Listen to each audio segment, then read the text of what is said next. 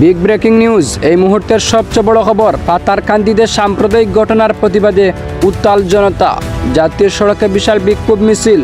করিমগঞ্জ জেলার পাতারকান্দি শহরের সাম্প্রদায়িক ঘটনার প্রতিবাদে আজ দেখা গেল ব্যাপক জনসমাগম। হাজারো মানুষের অংশগ্রহণে অনুষ্ঠিত হয় বিশাল বিক্ষোভ মিছিল।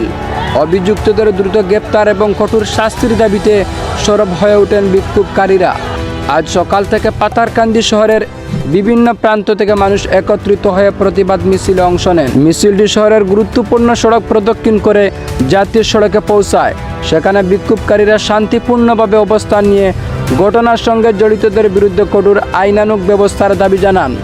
বিক্ষোভকারীদের বক্তব্য, ধর্মবর্ণ নির্বিশেষে এলাকার শান্তি ও সম্প্রীতি বজায় রাখতে অপরাধীদের দ্রুত চিহ্নিত করে গ্রেপ্তার করতে হবে এবং দৃষ্টান্তমূলক শাস্তি নিশ্চিত করতে হবে। এই মিছিলে সংগঠনের বিভিন্ন নেতা ও সমাজের বিশিষ্ট ব্যক্তিরা উপস্থিত থেকে প্রশাসনের হাতে স্মারকলিপি তুলে দেন। তারা বলেন, জনগণের ন্যায় বিচারের দাবি পূরণে প্রশাসনকে দ্রুত পদক্ষেপ নিতে হবে। পাতারকান্দির এই বিক্ষোভকে কেন্দ্র করে এলাকা জুড়ে ব্যাপক চাঞ্চল্য সৃষ্টি হয়েছে।